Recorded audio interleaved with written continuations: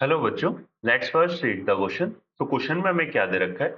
The number of electrons present in all the completely filled sub shells having n बराबर 4 and s बराबर plus half एज। ठीक है बच्चों।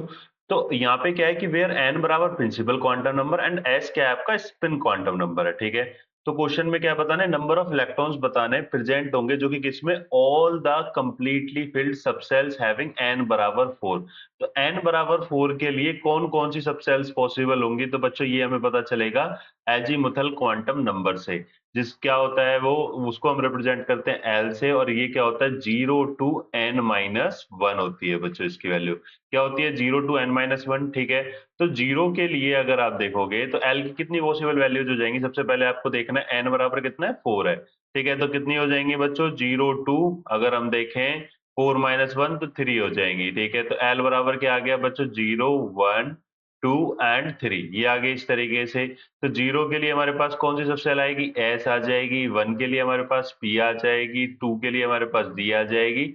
एंड 3 के लिए हमारे पास एफ आ जाएगी। तो इस तरीके से हमारे पास सब सेल्स आ जाएंगी बच्चों। ठीक है। तो हमारे पास कितने ऑर्बिटल्स आ गए? तो 4s आया, 4p आया भाई, 4d आया एंड 4f आया। ठीक है। अब यहाँ पे कितने, अगर हम 4s सब सेल की बात करें कितने ऑर्बिटल होंगे? s में एक ही होता है। p में अगर हम बात करें बच्चों तो p में हो गए 3। इसी तरीके से अगर हम d में बात करें तो 1 2, है ना, 3 हुए एंड ये 4 और ये आपका 5 हो गए। क्लियर है बच्चों? एंड सिमिलरली अगर आप बात करोगे किसकी, 4f की, तो यहाँ पे f ऑर्बिटल को भी ड्रॉ कर देते हैं। 1 2 3 4, इस तरीके से देखो, 1 2 3 4 5 6, और ये आपका सातवां आ गया बच्चों। ठीक है ना, ये इस तरीके से हो गए।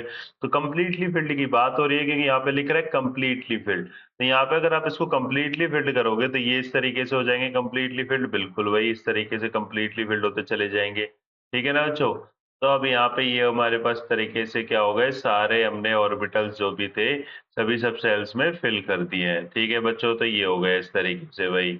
ठीक है। एंड अब यहाँ पे अगर आप देखोगे तो अब यहाँ पे हमसे क्या कह रहा है कि s बराबर प्लस हाफ होना चाहिए। ठीक है। क्या होना चाहिए? s बराबर आपका प्लस हाफ में होना चाहिए। तो प्लस हाफ इनमें से किसी एक ही इलेक्ट्रॉन के लिए होगा, दूसरे के लिए माइनस हाफ होगा। ठीक है बच्चों। तो एक यहाँ से आएगा, 3 यहाँ से आ जाएंगे, है ना। एंड इसी तरीके से 5 आपके यहाँ से और 7 आपके यहाँ से आ जाएंगे। तो टोटल नंबर ऑफ इलेक्ट्रॉन्स की अगर हम बात करें जिसके लिए n बराबर 4 एंड s बराबर प्लस हाफ होगा, तो वो कितने हो जाएंगे बच्चों? 1 प्लस में 3 प्लस में 5 प्लस में 7। ठीक है। तो 7 5 12 3 15 और 1 16 हो गए बच्चों। तो final answer will be the 16। I hope understand it very well. Thank you.